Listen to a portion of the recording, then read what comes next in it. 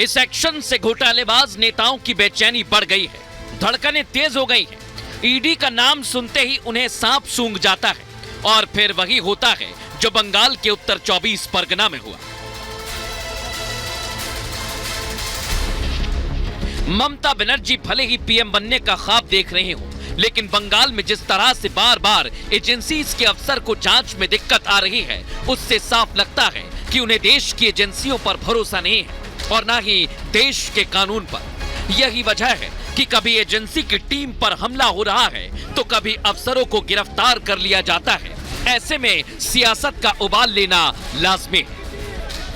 जितने गुंडे हैं उनको ये बात पता है कि हमें डरने की आवश्यकता नहीं है। मुख्यमंत्री ममता बनर्जी का संरक्षण प्राप्त ममता बनर्जी जंगल राज का पर्याय है। निश्चित प्रामाणिक शुड बी अरेस्टेड इमीडिएटली। निश्चित प्रामाणिक को जो रोकसा कागज था खून का मामले पे मर्डर केस में, वो अदालत हटा दिया, तो निश्चित प्रामाणिक को सरेंडर करना चाहिए। टीएमसी भले ही ईडी के अफसरों पर लोगों को उकसाने का आरोप लगा रही है, वहीं बीजेपी ममता सरकार से सवाल पूछ रही है। बीजेपी के सवाल पूछने को आप सियासत करार दे सकते हैं, लेकिन ममता सरकार पर इंडी गठबंधन की प्रमुख घटक दल कांग्रेस भी सवाल उठा रही है। इतना ही नहीं, ये भी आशंका जता रही है कि बंगाल में एजेंसी के अफसरों पर अभी अटैक हुआ और आगे हत्या भी हो सकती है।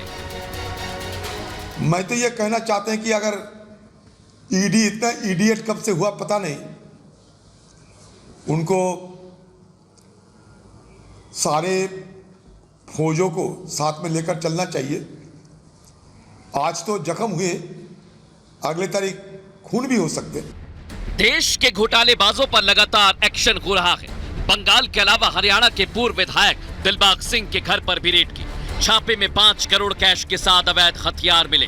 वहीं महाराष्ट्र में शरद पवार के पोते की कंपनी में ईडी ने छापा मारा, जबकि केजरीवाल और हेमंत सोरेन को बार बार ईडी का समन मिला, लेकिन दोनों पूछताछ से बच रहे हैं। ऐसे में सवाल ये कि घोटाले की जांच से इंडिया अलायंस के घटक दलों में घोटाले के राज खुलने का डर है, इसलिए वो ईडी की टीम पर हमला कर रहे हैं। सवाल ये भी कि इंडिया अलायंस के लिए ईडी को हल्के में लेना कहीं महंगा ना पड़ जाए।